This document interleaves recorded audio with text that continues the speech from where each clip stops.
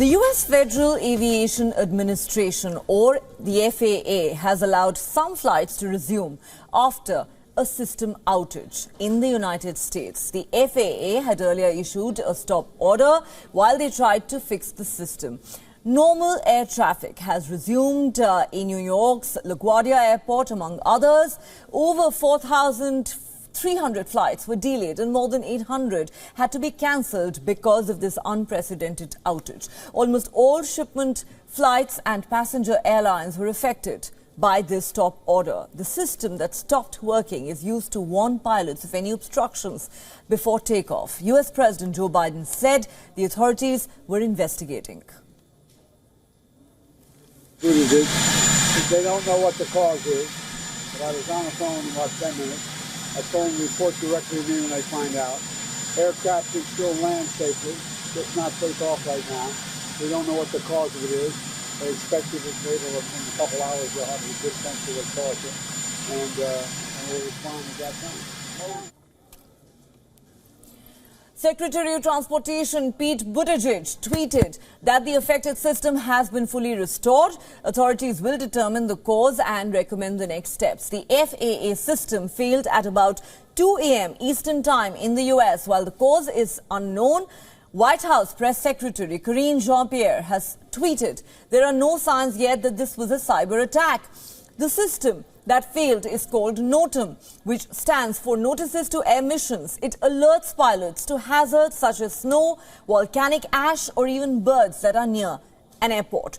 It also tells them about closed runways and temporary restrictions. The NOTAMs are part of a global safety system that is managed through the United Nations Aviation Agency. The notices need to be reviewed before takeoff. They can run up to 200 pages for long-haul international flights. The notices are written in a form of encoded shorthand.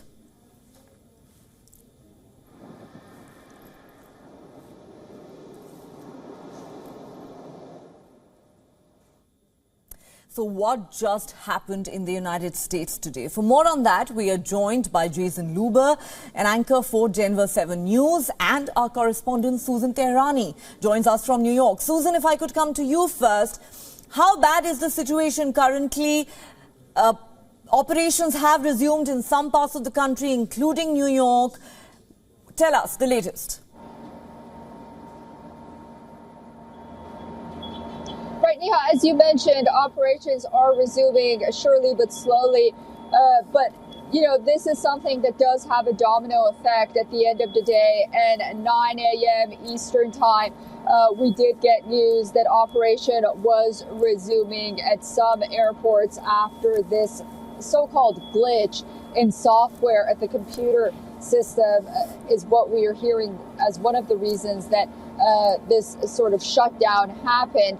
And as of now, at New York's LaGuardia Airport and a number of other airports right now, passengers are starting to board their planes and their flights, and it's resuming. But some 6,500 flights were affected. And so, you know, it'll take some time for everything to be up and running. And as you know, something like this can wreak havoc on travel, not only for today, but perhaps for days to come as well. Well, clearly there has been utter chaos at airports across the United States today. Thank you very much, Susan, for getting us all those details. Jason Luber, if I could come to you next. Sure. Thousands of flights delayed, many of them cancelled, chaos at airports across the country. An outage or disruption of this nature hasn't been seen before, certainly not on this scale. It has been described as being unprecedented. There are many who've pointed out that the last time the entire airspace of the United States was closed was during 9/11. And we are told that an FAA computer glitch caused this to happen. And then there are politicians like Senator Ted Cruz who are asking the FAA to get its act together. What is going on? What more do we know?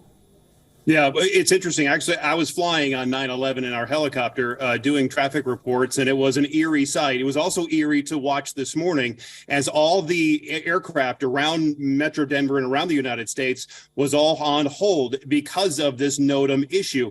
And we would check NOTAMs before we would fly in our station helicopter for issues at the airport with runway closures, or if there's a flight restriction for, let's say, there's a president visit, or imagine this scenario: a flight from Miami heading to Jacksonville, and there's a launch of a spacecraft. So the pilots need to know what's happening in the air. Otherwise, they're basically just flying blind. So that's why the NOTAM system is so important. Interestingly enough, that the person who's running our airport here in Denver International Airport, Phil Washington, he was nominated by President Biden to become the new administrator of the FAA back last year in July. That hearing has not yet happened.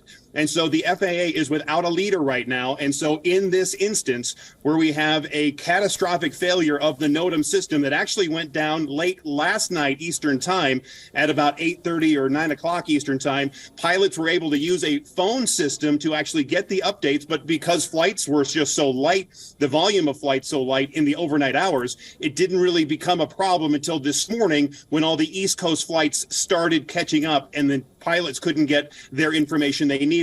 And then there was the ripple effect across the United States, and they had to put everything on hold to make it safe for these pilots to fly. How will it affect the rest of the flights around the United States today? It's probably going to be a lot like what Southwest had to deal with. All the airlines are going to have to deal with getting those planes to where they need to go. And we could see delays, obviously, throughout the day, especially with Southwest Airlines, because the way they fly their planes from point to point, it could be that those flights are not making it to the end of their route and causing delays tomorrow or even the next day. Absolutely, Jason, because something like this is bound to have a ripple effect. But let me ask you this. The FAA says so far there is no evidence of any foul play. The White House says no evidence at this point that this may have been the result of a cyber attack. The matter is under investigation. President Biden has said so.